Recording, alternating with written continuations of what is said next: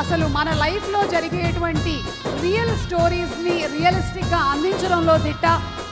So inviting on stage Shiva Nirvana గారు.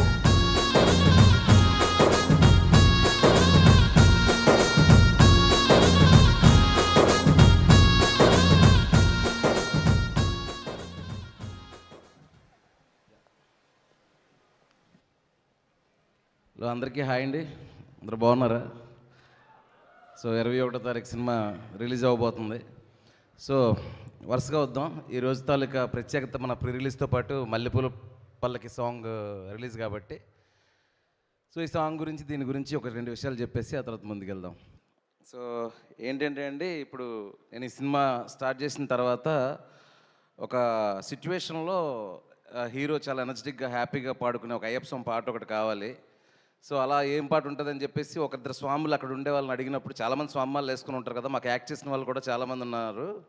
వాళ్ళని అడిగినప్పుడు ఈ మల్లెపూల పల్లకి సాంగ్లో ఒక మంచి ఎనర్జీ ఉంటుందండి, బీట్ ఉంటుంది అన్నప్పుడు ఆ సాంగ్ పెట్టి ఒక చిన్న లీడ్ లాగా చిన్నది చేసామన్నమాట. ఆ తర్వాత ఒక 4 రోజుల తర్వాత సోషల్ మీడియాలో ఒకరి ద్వారా స్టార్ట్ అయ్యి అలా చాలా వైరల్ అయింది, ఇది మాకు కావాలి ఈ పాట అని.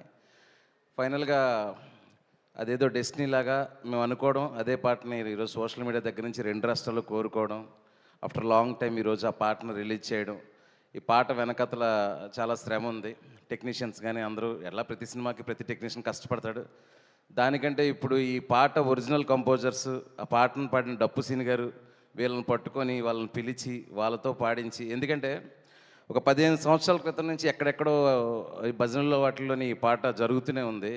సరే, ఇప్పుడు ఈ పాటని ఇప్పుడు మనం ఒక ప్లేబ్యాక్ సింగర్తో పాడించి ఈ పాటని 15 సంవత్సరాలు విన్న వాళ్ళకి సడన్గా ఆ వాయిస్ మ్యాచ్ అవ్వకపోయినా, లేదంటే ఆ వైబ్ వేరు కదా, ఈ వైబ్ ఏంటి వేరేగా ఉందని అనిపించకుండా, సో వాళ్ళ క్రెడిట్స్ వాళ్ళకే ఇచ్చేసి ఆ సింగర్ కానీ లిరిక్స్ కానీ వాళ్ళని చక్కగా పిలిపించి ఈరోజు స్టేజ్ మీద కూడా చాలా చక్కగా పాడారు. సో నాకు చాలా హ్యాపీగా ఉంది. ఎక్కడో 15 సంవత్సరాల క్రితం ఒక క్రియేటివ్గా వాళ్ళు చేసిన దాన్ని ఈరోజు అందరి ముందుకి తీసుకురావడం నాకు చాలా సంతోషంగా ఉంది. సో మల్లెపూల పల్లకి సాంగ్ సినిమాలో రైట్ సిచ్యువేషన్లో రైట్ ఎనర్జీతో ఒక 3.5 నిమిషాలు రవితేజ గారు ఎక్స్ట్రాడనరీ ఎనర్జీతోని ఒక 100-150 మంది స్వాములు తాండవం చూస్తారు మీరు ఆ పాట జరుగుతున్నప్పుడు థియేటర్లో స్క్రీన్ మీద. ఒక హై మూమెంట్ అది. సో అది ఈరోజు మల్లెపూల పల్లకి సాంగ్ గురించి. దాని తర్వాత ఫస్ట్ ప్రతి కథకి ఒక బ్యాక్డ్రాప్ కావాలి. సో నా సినిమాలో అయితే నిన్ను కోరి నుంచి మజిలీ నుంచి ఫస్ట్ కథ అనుకుంటానండి.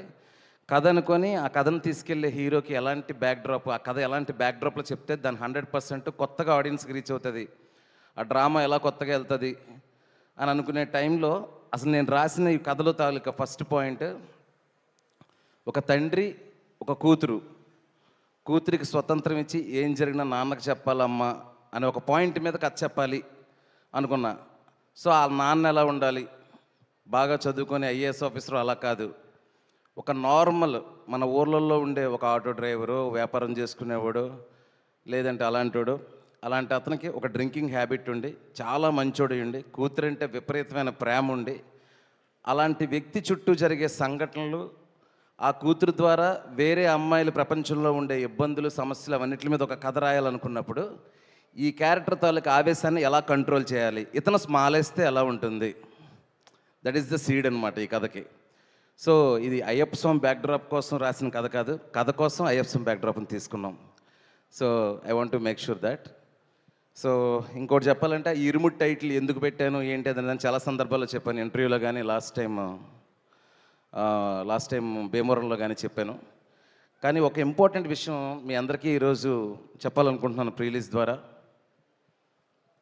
మనకి యాక్చువల్లీ తెలుగు సినిమా ఇండస్ట్రీలో కానీ సౌత్లో కానీ థ్రిల్లర్స్ చాలా వచ్చాయి, ఎక్స్ట్రాడనరీ థ్రిల్లర్స్ ఉన్నాయి, ఎక్స్ట్రాడనరీ హారిఫిక్ ఫిల్మ్స్ ఉన్నాయి, టెన్షన్ పెట్టించే సినిమాలు ఉన్నాయి, చాలా సినిమాలు ఉంటాయి. కానీ నాకు తెలిసి ఒక ఇంటెన్స్ ఫ్యామిలీ డ్రామా అంటే ఒక కుటుంబ కథా చిత్రాన్ని ఇంత ఇంటెన్స్ తోటి ఇంత సీరియస్నెస్తో రావడం అనేది నా వరకు నేను ఎప్పుడు చూడలేదు. సో డెఫినెట్గా అండి, ఇది మీరు అనుకుంటున్నారేమో బయటకు అయ్యప్ప స్వామి బ్యాక్డ్రాప్ ఈ పాటలు ఇవన్నీ చూసి చాలా పీస్ఫుల్గా, చాలా లైట్ హార్టెడ్గా, అలా హాయిగా నా గత సినిమాల్లాగా నిన్నుకోరిలాగా మజిలీలాగా అలా పైన ఉంటుందని మాత్రం అనుకోకండి. చాలా సీరియస్గా ఉంటుంది, చాలా టెన్షన్ పెడుతుంది, చాలా ఇంటెన్సిటీగా ఉంటుంది.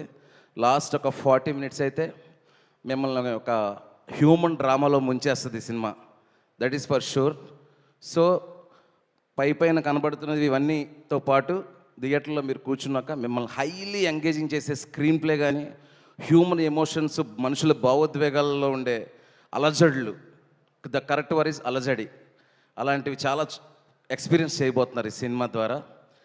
నేను చెప్పాలంటే most intense and serious family drama in TFI అని నేను చెప్తా ఇప్పటివరకు వచ్చిన సినిమాల్లో.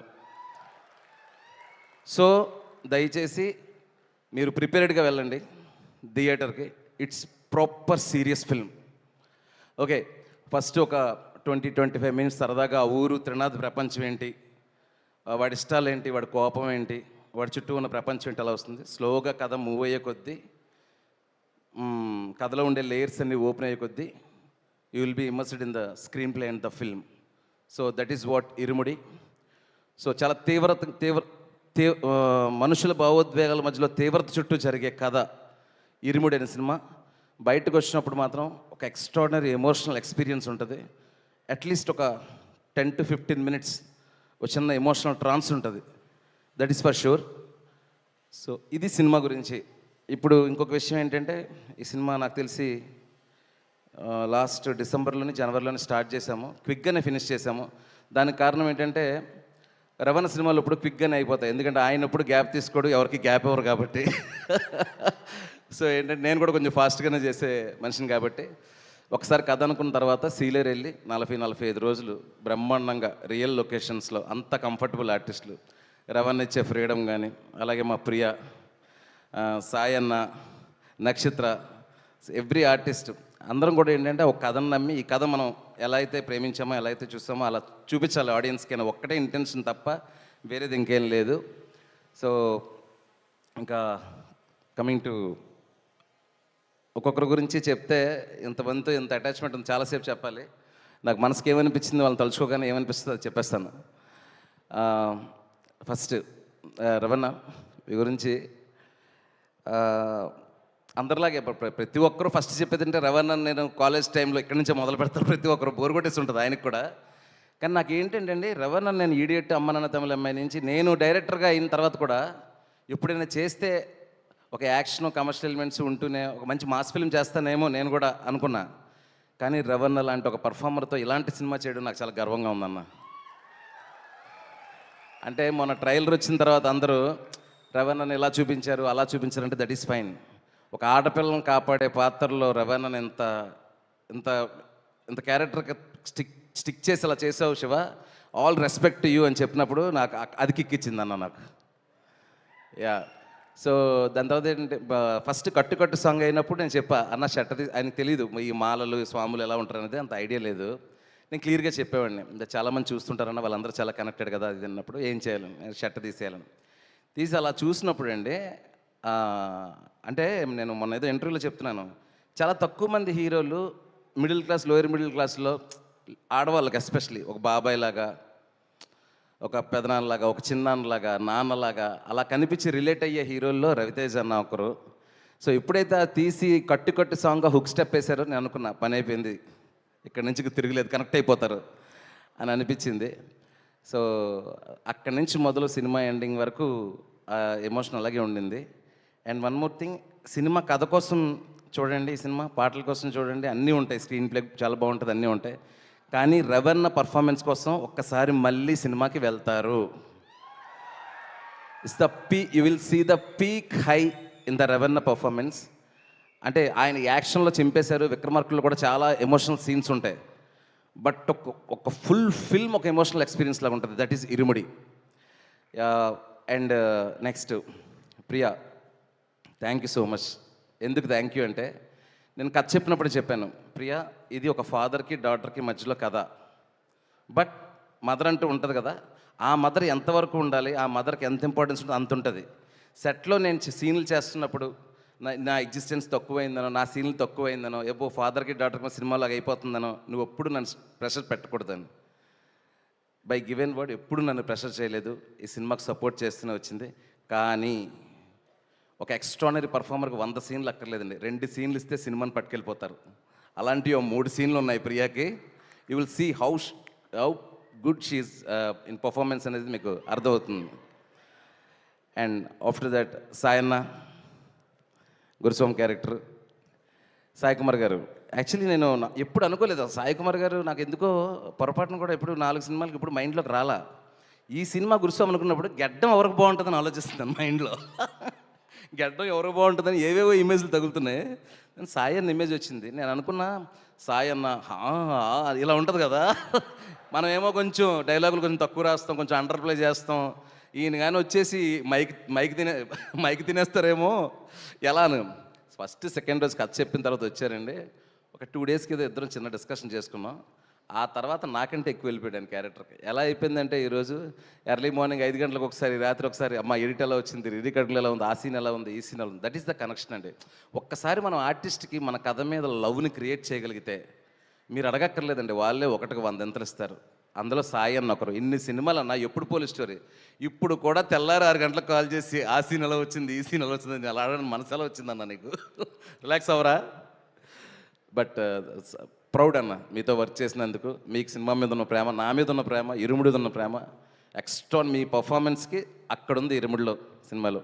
చాలా మంచి విషయాలు జరుగుతాయి ఈ సినిమా తర్వాత. ఇంకా మంచి మంచి క్యారెక్టర్లు వస్తాయని 100% నమ్ముతున్నాను నేను. నైస్. ఇంకా నక్షత్ర బాబా ఎక్కడున్నారా? సూపర్.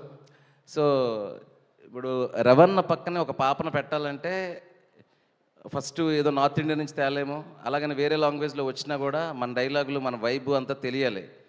సో చాలామంది పిల్లలు అనుకుంటున్నాం. ఈ పాపను ఒక ఇన్స్టా రీల్లో చూసి పిలిపించి ఒక 2 సీన్లు చేశానండి. చూడంగానే దొరికేసింది మణికంఠ నాకు దొరికేసింది అని.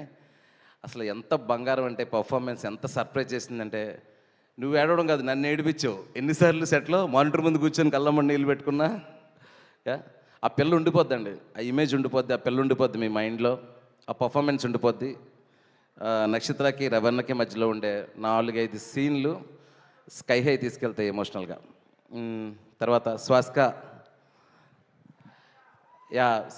మనకి రీసెంట్ టైమ్స్లో తెలుగులో క్యారెక్టర్లు చేస్తున్న ఒక ఎక్స్ట్రాడినరీ ఆర్టిస్టు స్వాస్క గారు. ఎంత లబ్బర్ బంధు అని ఒక సినిమా వచ్చింది మలయాళంలో. ఆ సినిమాలో ఒక ఎక్స్ట్రాడినరీ క్యారెక్టర్ పర్ఫార్మెన్స్ నేను చూసి ఈవిడితో చేయించాలి ఈ క్యారెక్టర్ అని చెప్పేసి తీసుకొచ్చాను.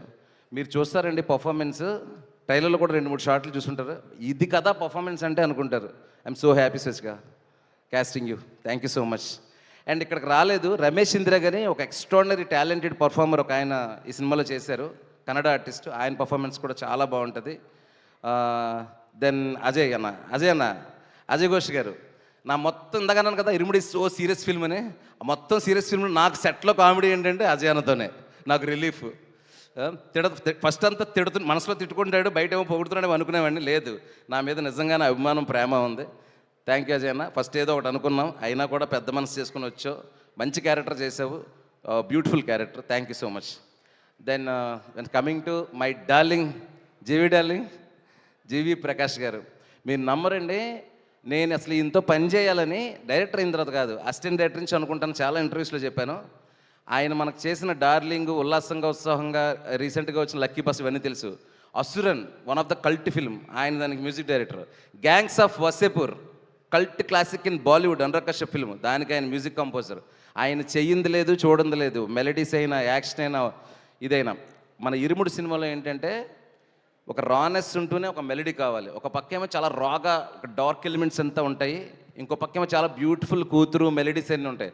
దాన్ని మిక్స్ చేయడానికి ప్రాపర్ నాకు కంపోజర్ కావాలి. ఎవరు అంటే జీవి గారు నాకు దొరికారు.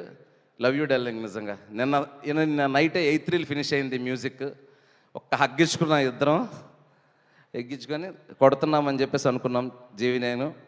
So thank you so much darling. నేను నాకు వర్డ్స్ లేవు ఏం చెప్పాలో. Thank you, love you so much. అయిపోయింది.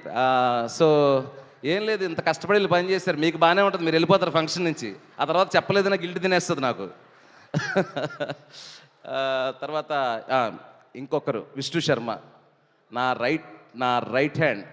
Darling please stand and show your face. One of the best cameraman right now in TFI, no in south, no in India. That guy is amazing. మీరు cinema చూడండి, cinematographer గురించి పేజీలు రాస్తారు. పేజీలు రాస్తా cinematography. Thank you darling, thank you so much.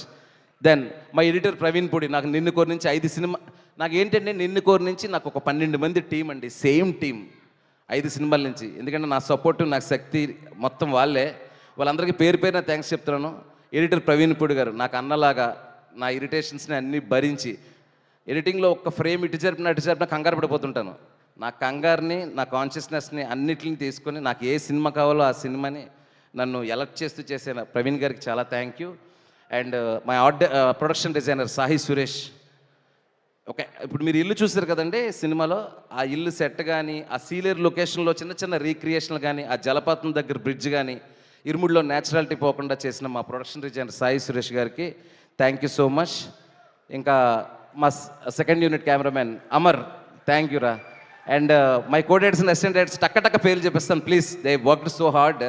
మా coordinator Suresh గారు, మా స్క్రిప్ట్ కోఆర్డినేటర్ నరేష్, రమేష్, రే గుర్తుకు రండిరా బాబు ఫాస్ట్గా, Suresh, Ramesh, and ever my all assistant director Suri, Ramesh, and my production designer my best friend Wali, everyone. పేర్లు మర్చిపోయింటే క్షమించండి. వాట్ నాయుడు చూడు, ఆడే ఎక్కువ పని చేస్తాడు, రాత్రి అంతా కూర్చొని ఆడి పేరు మర్చిపోతున్నాం, అదే సినిమా అంటే. నాయుడు థ్యాంక్ యూ రా, థ్యాంక్ యూ. నిద్ర లేకుండా పనిచేస్తాం 4 రోజుల నుంచి, రేపు ఓవర్సీస్కి పంపించాలి కాపీ. సో ఇంకెవరైనా మర్చిపోయింటే క్షమించండి. దెన్ ఇదంతా కాదు, అసలు ఫస్ట్ ఏం చేయాలన్నా డబ్బులు ఉండాలి. ఆ డబ్బులు ఉండాలంటే ప్రొడ్యూసర్ ఉండాలి. ఆ ప్రొడ్యూసర్కి బ్రెయిన్తో పాటు హార్ట్ కావాలి. అలా నాకు ఒక బిగ్ హార్ట్ ఇచ్చిన మా అన్న రవన్న, ఎక్కడ రవి సార్? బయటికి వెళ్ళారా? కొంచెం గట్టిగా మాట్లాడలేదు, అక్కడికి వినిపించాలి. సో మైత్రి ప్రొడ్యూసర్స్ రవి గారు, నవీన్ గారు, ఇది 2వ సినిమా. వాళ్ళు ఏంటంటే ఇంకా శివ సెట్లో ఉంటే మనం రావక్కర్లేదు, ఎందుకంటే శివే ఫస్ట్ కాన్షియస్గా ఉంటాడు కాబట్టి అంత ఫ్రీడమ్ ఇస్తారు. థ్యాంక్ యూ రవన్న, thank you so much.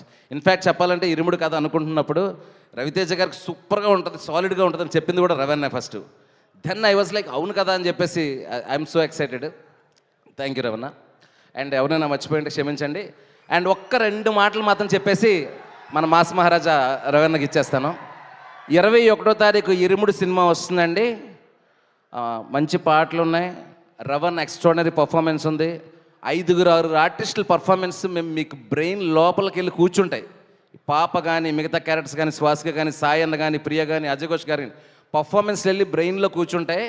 It's seriously serious film. And ఆ గర్ల్స్ చుట్టూ ఏం జరుగుతుంది అనేది మీకు చాలా టెన్షన్ తెప్పిస్తుంది, భయాన్ని తెప్పిస్తుంది. చివరి వరకు సీటేజ్లో కూర్చునేలా చేస్తుంది. బయటకు వచ్చేటప్పుడు ఒక మెసేజ్తో, ఒక ఎమోషనల్ ఎక్స్పీరియన్స్తో మన ఇంట్లో ఉన్న మన అమ్మాయిని ఇలా చూసుకోవాలని మీరు అనుకునేలాగా ఇరుముడు సినిమా మీకు ఎక్స్పీరియన్స్ తీసుకొస్తుంది. And thank you everyone. And event సక్సెస్ఫుల్గా చేసిన మా వంశీ అన్న, శేఖర్, ఇంకా PR team and all event organizers అందరికీ కూడా థ్యాంక్స్. ఎస్పెషలీ మా సుమక్కి థ్యాంక్ యూ సో మచ్. చాలా ఎక్కువ టైం తీసుకున్నాను, క్షమించండి. Thank you so much Shiva Nirmana గారు. అండ్ మీ డైరెక్షన్లో సినిమాని చూడడానికి మేము అందరం ఈగర్లీ వెయిటింగ్. అండ్ ఇప్పుడు మనందరం మన మాస్ మహారాజా రవితేజ గారి కోసం వెయిటింగ్. రవితేజ గారు, let's have a small mashup video on our mass Maharaja Ravi Teja గారు ప్లీజ్.